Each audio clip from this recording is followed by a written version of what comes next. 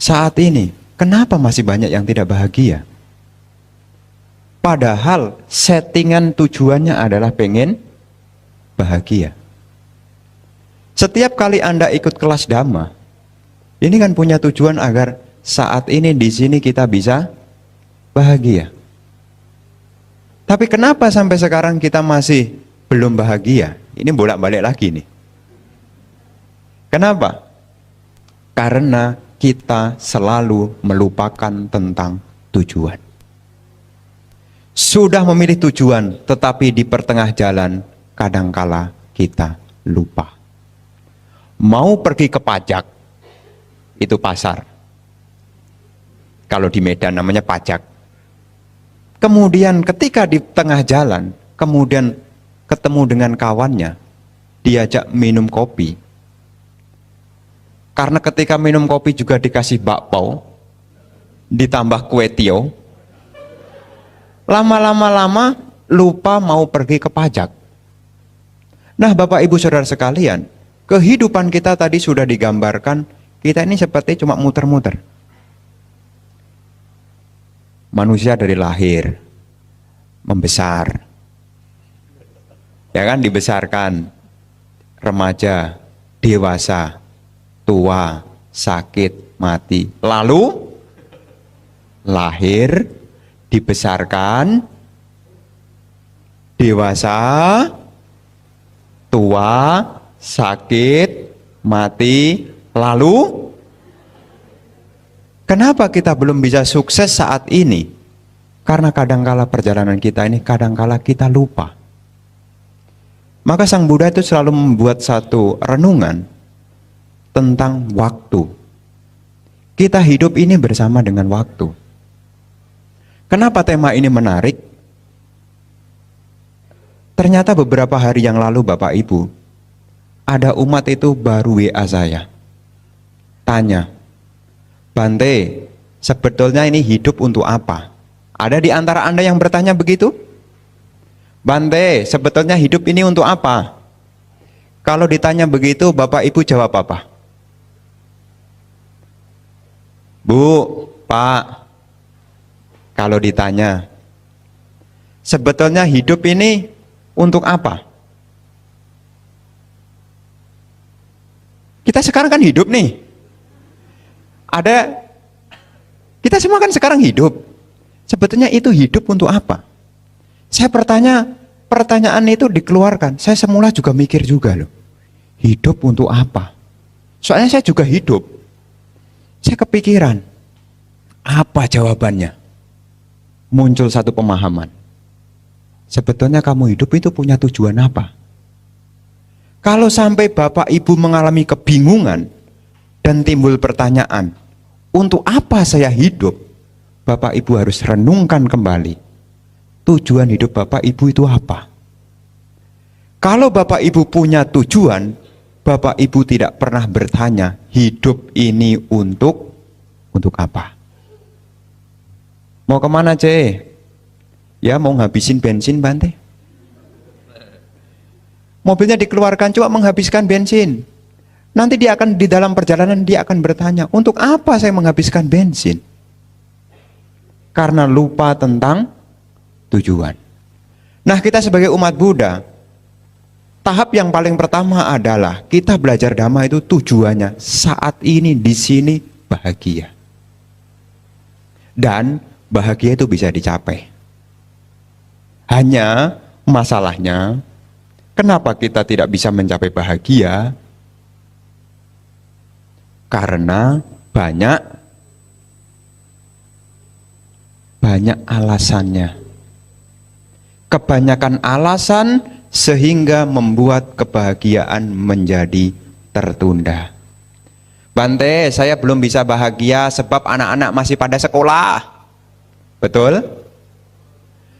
Anaknya sudah lulus sekolah, Bante, belum bahagia.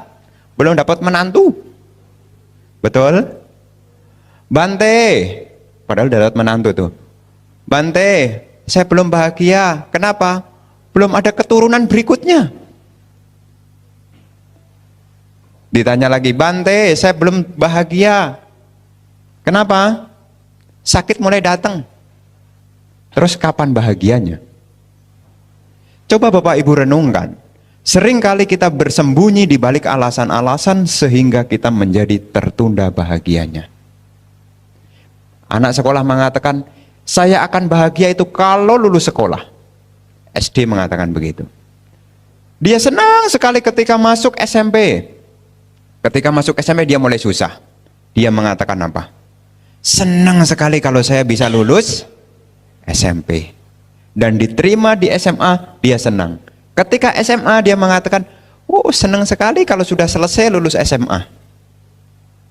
Setelah lulus SMA, gitu kan? Kita kan gitu kan? Senang. Lulus SMA senang. Kemudian kuliah. Kuliah pengen cepat lulus, dapat kerja. Sudah dapat kerja, belum bahagia. Kenapa? Gajinya belum naik. Sudah naik gajinya, bahagia belum? Belum dapat pasangan hidup. Sudah dapat pasangan hidup, belum bahagia. Kenapa? Belum dapat anak. Sudah dapat anak, kenapa belum bahagia? Anaknya rewel. Anaknya baik-baik, belum bahagia. Kenapa? Muter lagi. Iya, balik lagi sekolah lagi.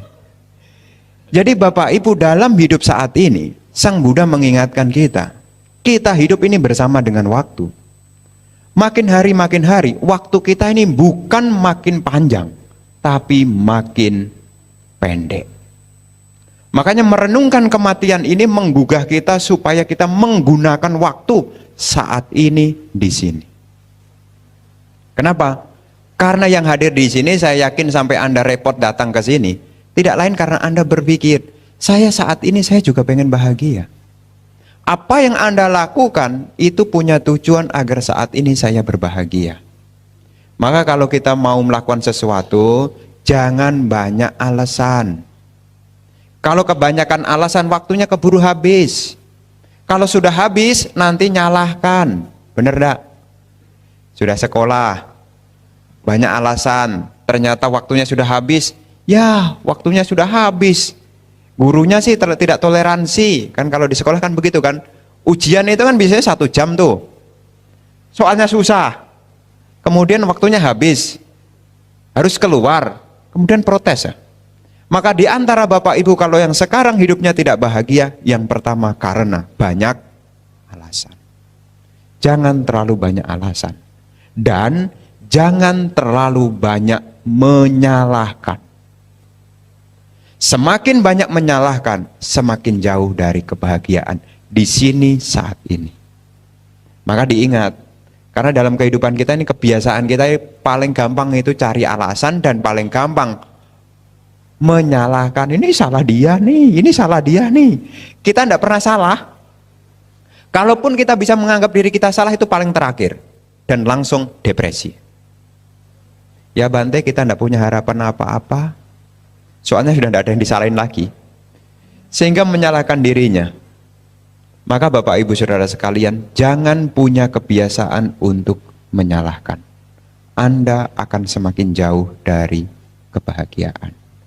Dhamma ini punya tujuan ya saat ini di sini. Jadi kalau Anda pengen bahagia, jangan nunggu nanti. Saat ini di sini Anda bisa bahagia. Dhamma itu sebetulnya juga begitu, di sini dan saat ini. Kalau sampai di sini dan saat ini Anda belum bahagia, berarti ada alasan di balik terhentinya kebahagiaan Anda. Atau Anda terlalu banyak menyalahkan. Karena Dhamma itu tidak punya tujuan lain, hanya saat ini. Bapak Ibu Saudara sekalian, kalau kita renungkan kembali, tadi kan sudah punya tujuan. Yang pertama, itu adalah di dunia ini.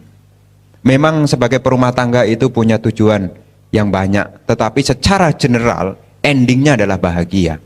Meskipun di dalam Anggutara Nikaya disebutkan, sebagai perumah tangga itu, tujuannya adalah memperoleh kekayaan.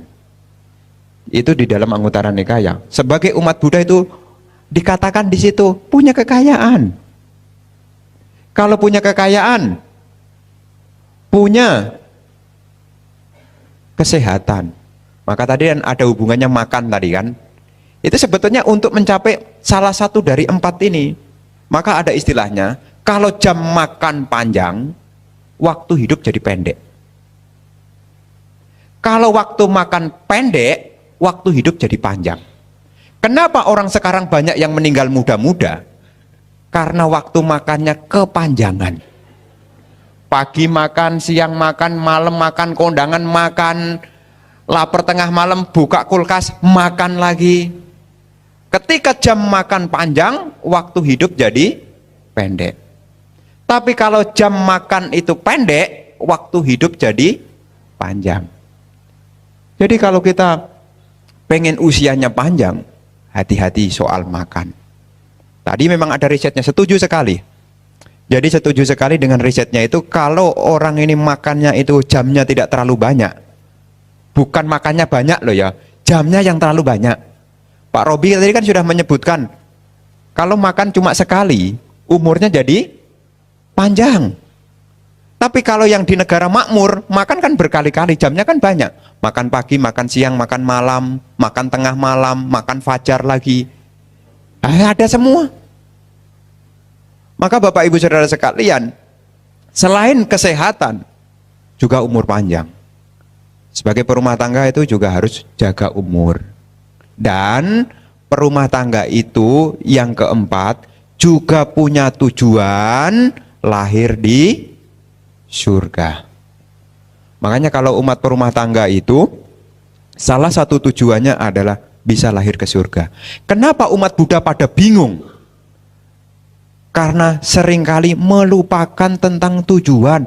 Datang ke wihara cuma datang pulang, dengarkan dhamma, datang pulang. Tidak ingat, sebetulnya saya ke wihara tujuannya untuk apa ya? Makanya kemudian ikut ke keyakinan sebelah. Kenapa kok bisa terbawa? Karena tidak punya tujuan.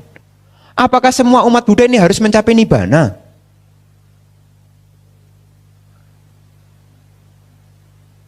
Kalau pertanyaannya begitu, kira-kira jawabnya bagaimana? Hak masing-masing. Tidak harus kalau yang menjadi umat Buddha itu harus nibbana. Itu hak masing-masing. Wong Sang Buddha itu tunjukkan kok. Sebagai perumah tangga itu boleh lahir ke surga. Jadi kalau umat Buddha ngaku saya pengen ke surga, itu bukan berarti rendah sekali. Masa jadi umat Buddha kok tujuannya cuma surga? Tapi Anda ini perumah tangga, mencapai nibbana agak berat. Kok Bante pesimis sekali sih? Karena dari keseharian Anda ini jalannya bukan jalan mulia berunsur 8 kok. Karena untuk mencapai nibbana itu cuma satu jalannya, jalan mulia berunsur 8. Jadi Anda memang boleh angan-angan mencapai nibbana, tetapi jalannya apa yang Anda lalui? Jadi kalau Anda level Anda jangan terlalu tinggi-tinggi ya. Maka Sang Buddha itu di dalam dhamma awal namanya Anupubikata. Anupubikata ini adalah dhamma yang diberikan oleh Sang Buddha kepada seorang pemuda yang bernama Yasa. Apa dana awal itu? Yang pertama dana, sila, saga. Saga itu surga. Sang Buddha kalau yang diceramai ini adalah para perumah tangga, itu selalu dikasih surga. Makanya saya heran sekali kalau ceramah kepada umat-umat kok nibbana. Apa selesai apa terus ngerti gitu loh. Sang Buddha sendiri kalau ketemu umat perumah tangga, kalau Sang Buddha itu menunjukkan yang namanya surga. Buka Anupubikata. Dana, sila, surga. Kalau surga saja sudah bisa dirasakan, nanti baru muncul pemahaman yang keempat. Kama dinawa. Bahaya dari memuaskan nafsu indriawi. Dan yang kelima baru muncul namanya nekama nisangsa. Renungan pengen melepaskan duniawi. Maka Bapak Ibu Saudara sekalian, Anda sebagai umat Buddha, mungkin apa yang saya sampaikan ini agak aneh. Tetapi memang di dalam Sigalowada Sutta, salah satu kewajiban biku, ya, ada 5 kewajiban biku. Salah satu kewajiban biku yang terakhir adalah saga magang acikanti, menunjukkan jalan ke surga.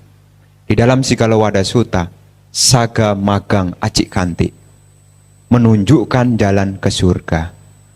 Kan seringkali bikunya ini jarang ceramah tentang surga. Jarang. Biku yang ceramah tentang surga ini sedikit. Makanya tidak salah kalau umat Buddha itu ikut sebelah yang ada surganya lebih banyak. Kenapa? Karena informasi tentang surga masih limited, terbatas.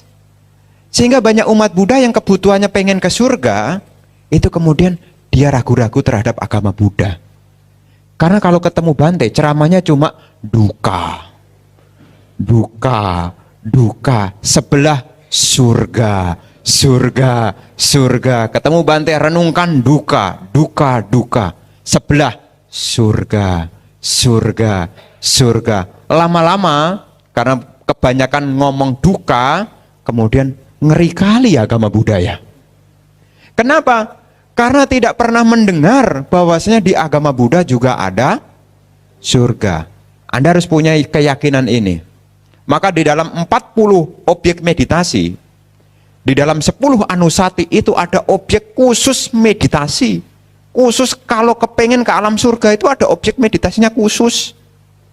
Namanya Dewatanusati. Baru dengar sekarang? Baru dengar sekarang? Yang sering Anda dengarkan Anapanasati, Kayagatasati, Buddhanusati, Dhammanusati, Sangganusati. Ada objek meditasi kalau kepengen lahir ke surga namanya Dewatanusati. Itu di dalam 10 anusati. Jadi sebagai umat perumah tangga, ini bisa. Dan Anda jangan kemudian informasinya terbatas. Karena kalau kita makin tua, itu berarti sebentar lagi, bukan sebentar mati loh ya. Sebentar lagi. Nah, kalau kita sudah tahu sebentar lagi, pertanyaannya kan kemana kita mau pergi? Kan semua umat perumah tangga ini punya tujuan agar bisa lahir ke alam surga. Alam surga itu tadi di presentasi tadi kan ada berapa tuh? Ada 6. Ada 6 alam surga. Dan alam surga itu memang kalau Anda pengen tahu bahagianya kayak apa di alam surga, tadi kan kalau Pak Robi Oktober tadi kan bertanya kepada orang yang indigo. Kalau kita yang Buddhis bertanya ke siapa? Buka kitab suci namanya Wimanawatu. Itu yang bercerita tentang bagaimana dan seperti apa alam surga. Bahagianya kayak apa? Seperti itulah alam surga. Kebahagiaan manusia cuma 1/16-nya alam surga. Cuma 1/16-nya. Kalau Anda tadi bahagia melihat Bapak Robi Oktober menampilkan presentasi, Anda sudah bahagia, itu dikalikan 16. Jadi kalau Anda haha gitu, kemudian itu kalikan 16. Wah. Karena kebahagiaan di alam surgawi itu 16 kalinya itu di dalam Wimanawatu loh. Itu bukan jarene Bante loh ya. Bukan katanya Bante, itu di dalam Wimanawatu. Makanya seseorang kalau masih duniawi sekali, kadang-kala Sang Buddha juga memberi motivasi untuk belajar Dhamma itu mulai dari surga. Contohnya adalah keponakan masih saudara dengan Sang Buddha adalah Pangeran Nanda. Pangeran Nanda lagi enak-enaknya nikah, pemberkatan, datang Sang Buddha. Sang Buddha malah ngajak ditasbih jadi biku. Ketika jadi biku menjadi tidak bahagia. Apa yang dilakukan Sang Buddha? Apakah Sang Buddha mengajarkan hidup ini duka, oh Nanda, hidup ini duka, oh Nanda? Tidak. Sang Buddha dengan kekuatan batinnya mengajak ke alam surga. Lah kalau Bapak Ibu yang masih awam begini terus kemudian saya selalu ceramah tentang duka, duka, duka, duka, tidak pernah cerita surga, Bapak Ibu juga semakin lama makin lama juga pikirannya juga terkontaminasi. Memang nanti ada saatnya. Setelah surga ini ada saatnya Anda merenungkan tentang bahaya. Selama surga belum tercapai, orang pada umumnya masih pengen ke alam surga. Tidak salah. Perumah tangga tidak salah kalau masih ingin lahir ke alam surga. Kalau Bapak Ibu mau kepengen lahir, pengen mencapai nibana, saya pikir Bapak Ibu tidak betah lagi jadi rumah tangga kok. Betul kan?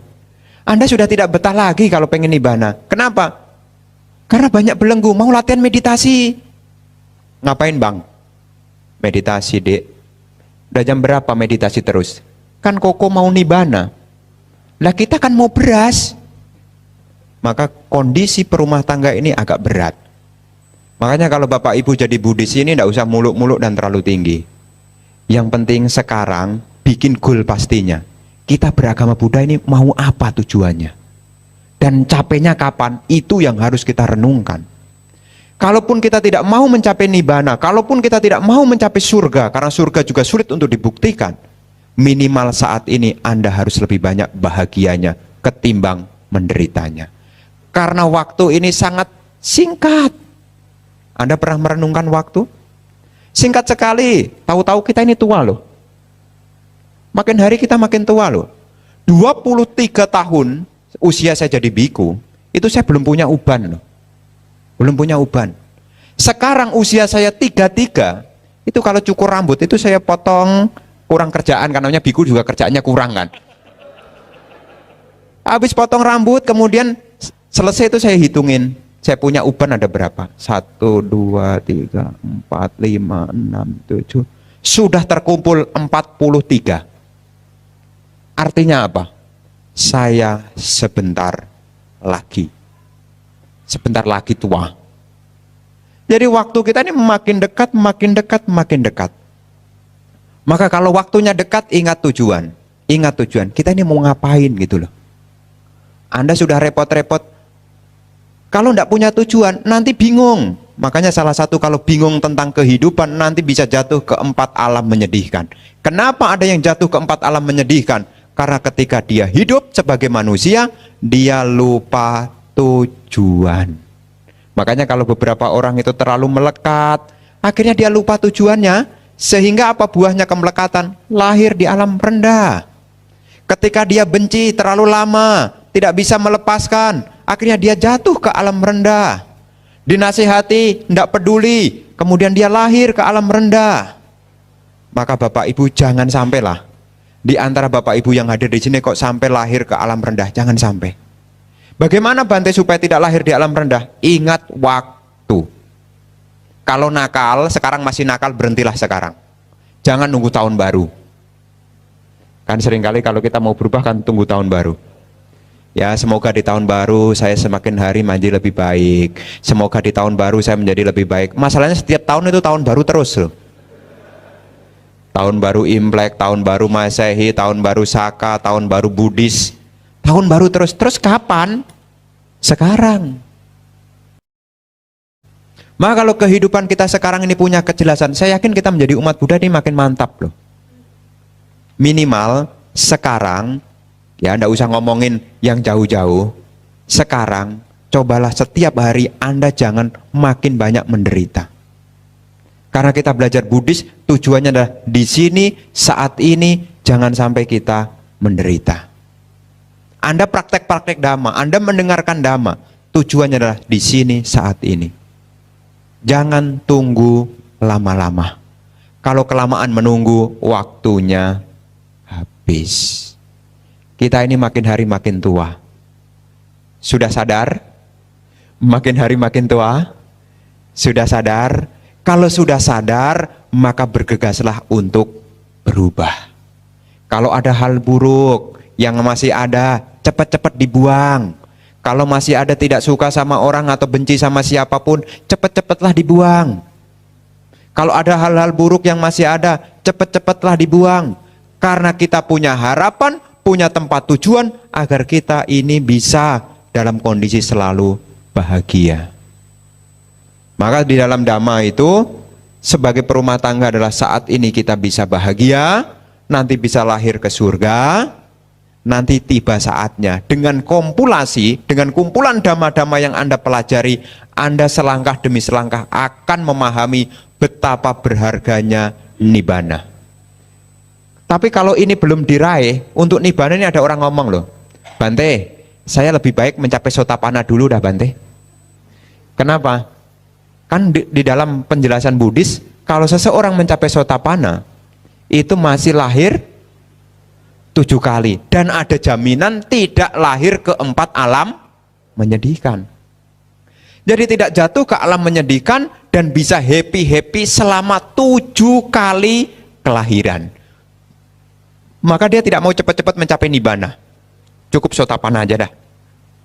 Kenapa kok tidak mau cepat-cepat? Soalnya nibbana terlalu sepi.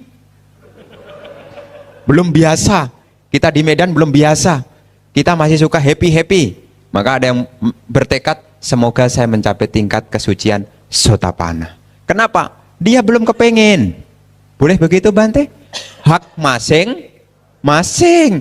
Saya tidak punya hak, oh enggak boleh, Anda harus mencapai arahat tuh ya. Enggak boleh, itu hak masing-masing. Jadi kalau Anda punya anggapan, saya masih pengen seneng-seneng, ya jadi sotapanna dulu lah. Minimal dalam kehidupan ini, minimal ya bisa mencapai sotapanna, sudah bagus, minimal. Kalaupun tidak sampai sotapanna Bante, minimal hidup saat ini tidak banyak menderita, itu lebih bagus. Tapi sotapanna aja tidak, menderita masih banyak, terus hidup untuk apa kalau begini? Maka Bapak Ibu Saudara sekalian, penting bagi kita, tujuan itu selalu diingat. Anda datang ke wihara, ingat tujuannya, supaya jalannya itu tidak banyak alasan. Penting, ingat tujuan. Saat ini bahagia, nanti kalau belum waktunya bisa ke surga, dan tiba waktunya Anda bisa mencapai nibbana. Semakin kuat keyakinan Anda, semakin dekat tujuan Anda. Kalau keyakinannya mulai runtuh, maka semakin jauh tujuannya. Maka ketika ikut sebulan pendalaman Dhamma, ini salah satunya adalah menumbuhkan yang namanya keyakinan. Karena dimanapun kalau orang sudah memilih tujuan, pasti di situ harus meyakini. Kalau sudah punya tujuan tetapi tidak yakin, tidak mungkin tercapai. Karena tujuan itu belum dicapai, tetapi keyakinan ini menjadi dorang, menjadi dasar yang mendorong seseorang untuk mencapai tujuan. Makanya seringkali Bapak Ibu ikut SPD, ini tujuannya adalah supaya kita yakin. Sering mengikuti kelas Dhamma, nanti yakin, sehingga nanti mendengar surga bukan yang kali pertama, sudah berkali-kali. Oh, di Buddhis ada ya, Karena Bapak Ibu Saudara sekalian, soal surga ini kadang-kadang menjadi hal yang butuh umat Buddha. Apalagi yang sudah tua-tua. Yang tua-tua ini butuh surga. Nibbana mungkin belum tercapai, tapi minimal dia masih berpikir, Bante, doain ya Bante, supaya saya bisa ke surga. Ke surga itu tidak pakai doa. Ya, ke surga itu tidak pakai doa, tetapi pakai tindakan nyata. Semakin banyak doa tetapi tidak ada tindakan nyata, surga itu tidak bisa. Karena ke surga itu tidak pakai undangan. Ya, jadi kalau mau ke surga itu tidak pakai undangan, Anda mesti datang sendirian. Tidak bisa ngajak-ngajak juga. Saya ke surga, ayo Pak, bareng-bareng Pak. Bapak akan, oh Bante aja duluan dah. Maka Bapak Ibu Saudara sekalian, nanti kita belajar Dhamma ini setahap demi setahap. Tujuan saat ini dulu, ya, tujuan saat ini harus kita planning. Saat ini saya jangan sampai banyak menderita. Saat ini, kalaupun saat ini saya sudah tidak banyak menderita, saya juga punya planning supaya bisa lahir ke surga. Kalau sudah bisa lahir ke surga, nanti Anda bisa tahu bahaya tentang kenikmatan indria itu kayak apa. Nanti dengan sendirinya Anda baru muak dengan segalanya.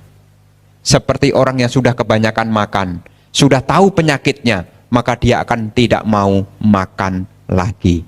Mau kondangan bersama dengan istri, istrinya cukup galak. Mau ngambil sate, ingat darah tinggi. Mau ngambil jus, ingat asam urat. Kenapa akhirnya meninggalkan? Karena ingat tentang bahayanya. Selama kita belum melihat bahaya, Anda belum punya keinginan untuk mencapai nibbana.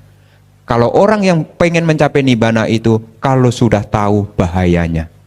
Bahaya kelahiran berulang-ulang. Sangat berbahaya. Kenapa bahaya? Karena penyakitnya itu dua. Suka duka, silih berganti. Terus di dalam samsara ini. Anak lahir, ibu senang, anak sedih. Kan gitu kan? Gede, orang tua senang, anak sedih. Nanti sudah tua, anak sedih, orang tua senang. Nanti juga sebaliknya, kehidupan begitu terus berputar. Nanti ketika Anda waktunya mengerti tentang bahaya dari kehidupan ini, baru Anda bergegas untuk mencapai nibbana. Selama belum melihat bahayanya, Anda masih berpikir, ya belumlah Bante, itu nanti-nanti aja, itu Bante aja lah ke nibbana lah. Kenapa? Karena belum mengerti tentang bahayanya. Karena kehidupan ini, kenapa Sang Buddha mengajarkan tentang nibbana? Karena Sang Buddha mengingatkan bahaya dari kelahiran berulang-ulang. Hanya level tertentu, mungkin kita belum paham. Nanti di level tertentu, kita akan memahami, oh betul sekali seperti apa yang Sang Buddha sampaikan. Maka Bapak Ibu Saudara sekalian, tema sore hari ini sebetulnya diangkat supaya Bapak Ibu selalu ingat tentang tujuan. Ya, jangan makin tua malah makin bingung, ya. Karena seringkali kita makin tua makin bingung loh. Sebetulnya hidup ini apa? Hidup ini untuk apa? Maka supaya tidak bingung, ingat tujuan. Dan kalau perlu, tujuannya dicatat. Dicatat. Karena memori kita ini sangat pendek. Harus dicatat.